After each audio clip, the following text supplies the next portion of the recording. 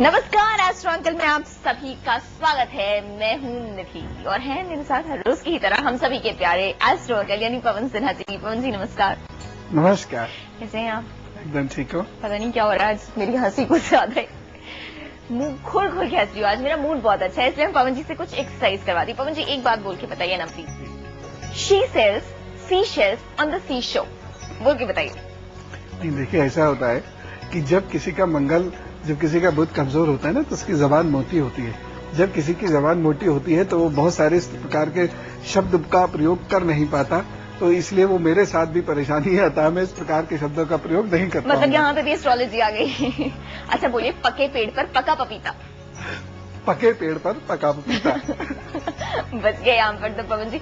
लेकिन बातों बातों में एक बात आपने ये जो कह दी कि जिनका बुद्ध कमजोर होता है उनकी जुबान मोटी होती है, यानी जो हम जिस तरह से बोलते हैं, जो हम बोलते हैं उस पर भी ग्रहों का प्रभाव होता है। बिल्कुल 100%। यानी अब पहले जिक्र तो आपके मुझसे सुना है, विस्तार से आज बताइए ना कौन से वो लोग हैं जो she sells sea shells on the sea shore एक बार में बढ़िया से बोल सकते हैं।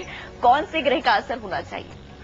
बिल्कुल, हर ग्रह का अपना एक खास असर होता है, लेकिन खास तौर से ऐसी वाली वाणी बोलने के लिए, ऐसी वाली भाषा का सही प्रयोग करने के लिए बुद्ध का मजबूत होना बहुत जरूरी होता है। जिन लोगों के ये जो आप उंगली से भी देख सकते हैं, बुद्ध की उंगली यदि सीधी है और थोड़ी लंबी है और आगे से कोनिकल है, तो ऐसे लोग अपनी जबान को बहुत अच्छे से ट्विस्ट कर सकते हैं और वो कुछ भी बोल सकते हैं। और यदि ये उंगली छोटी है और खासतौर से सूर्य की उंगली के जो ये वाला प्रथम पोर है इससे नीचे है, या ये इसकी शुरुआत यहाँ काफी नीचे से जिन लोगों की होती है, वो लोग एक रटी रटाई स्टाइल में तो बोल सकते हैं, और जहां उससे थोड़ा हट के बोलना शुरू हुआ वहीं वो हकलाना शुरू कर देंगे।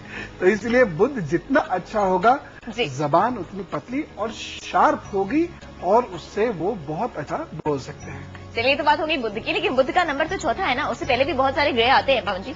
तो क्यों ना आज हम यही जाने कि किस ग्रह से प्रभावित शख्स किस तरह से बोलेगा।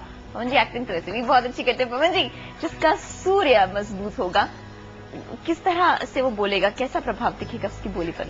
सूर्य क्या करता है, जिसका भी सूर्य अच्छा होता है वो असल में डोमिनेट करने की कोशिश करते हैं, और वो बहुत ऑर्गेनाइज्ड होते भी हैं और शायद ऑर्गेनाइज होने के कारण डोमिनेट कर भी जाते हैं। तो जैसे आपके पास आएंगे, बहुत बिल्कुल आपकी आंखों में देखते हुए, चेहरा बिल्कुल भरा हुआ होगा, आपसे हाथ मिलाएंगे, मैं फला फला हूं, मैं एम सो एंड सो, और मेरा नाम ये है, मैं ये काम करता हूं, आप कैसे हैं, और बहुत एक फॉर्मल तरीके से वो आपके सामने बैठ जाएंगे, और इस तरीके से बैठेंगे कि यदि आपका सूर्य मजबूत नहीं है तो आप ऐसे बैठ जाएंगे। और कोई बच्चा होगा तो वो किस तरह बिहेव करेगा? बिल्कुल पटाखे की तरह से फूटेगा, बिल्कुल आदमी के सामने जाके, आप कैसे हैं, मैं तो ठीक हूं, और सब ठीक है, रघु का है, मतलब अपने दोस्त के बारे में, और वो क्या कर रहा है, मैं तो अपना मस्त हूं, मेरे को अपनी थोड़ी पढ़ाई वढ़ाई करनी है, मैं अंदर जा रहा हूं। बिल्कुल स्पष्ट आपकी आंखों में झांकता हुआ वो ऐसा बच्चा बोलेगा। थोड़ा हैवी फेस होगा, खासतौर से ये वाला हिस्सा चेहरे का थोड़ा सा ज्यादा हैवी होगा, और वो अपनी स्ट्रेट फॉरवर्ड बात करेगा, और ज्यादा देर जब बोलेगा तो अपनी बात नहीं, चाहे सही हो या गलत, लेकिन तर्क अवश्य देगा। मतलब आपको हाँ में हाँ उससे मिलानी ही पड़ेगी। खैर, चंद्रमा जिनका मजबूत होगा वो कैसे बोलेंगे पवन जी? बड़े सबमिसिव होते हैं। चंद्रमा जिनका अच्छा होता है वो लोग बड़े सबमिसिव होते हैं, और उनके आवाज में बड़ा प्रेम होता है, और वो क्विक स्टार्टर नहीं होते, यानी जाते ही फटफट शुरू हो जाएं, ऐसा नहीं कर सकते। वो जाएंगे, तसल्ली से अपना बैठेंगे, बड़ा झुक के नमस्ते मस्ते कर देंगे, प्रणाम करेंगे, उसके बाद फिर बैठेंगे, सर मैं, और अगर सर थोड़े से भी नाराज हैं तो थोड़ी देर बाद बात करते हैं, फिर सर मैं ऐसे आया था, बड़े हंसते हुए, लेकिन बहुत मीठेपन से, आराम से, बात अपनी आराम से ही कहेंगे।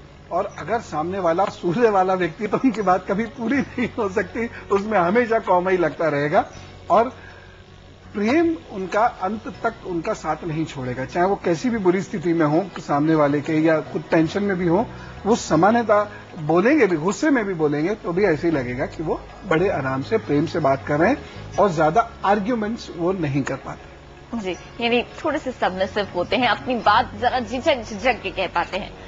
मंगल वाले कैसे बोलते होंगे? दम से। ऐसी जबरदस्त आवाज होती है। और एक खासियत होती है मंगल से जो लोग बोलते हैं, जैसे कोई सेंटेंस है, मैं वहां जा रहा था, मुझे वो अचानक मिला, उसने मुझसे कहा कि दुकान देखो, जब मैं दुकान दे गया तो वहां कुछ, सांस जब तक बिल्कुल टूट नहीं जाती तब तक वो लगातार फोर्स के साथ बोलते ही चले जाते हैं, बोलते ही चले जाते हैं। ये अच्छी आदत नहीं होती है, कहीं ये नेगेटिव मंगल का इम्पैक्ट होता है, इसलिए इस आदत को कंट्रोल करना चाहिए, नहीं तो लेटर एज में मतलब 50s में पहुंचकर ये काफी नुकसान कर सकती है। जी। दूसरा, मंगल की आदत है बहुत छोटे और बहुत तीखे और फोर्सफुल सेंटेंसेस वो लोग बोलते हैं। बच्चा भी होगा, छोटा सेंटेंस, बहुत लंबा सेंटेंस नहीं होगा उसका, छोटा सेंटेंस होगा और बड़ा फोर्सफुल सेंटेंस वो मारेगा, और जिस वक्त वो बोलेगा तो उसकी आंख में प्रेम कहीं से कहीं नहीं झलकेगा, चाहे वो प्रेम की बात भी क्यों ना कर रहा हो, चाहे वो शादी की बात क्यों ना करने गए हो, उनकी आंख में लगेगा कि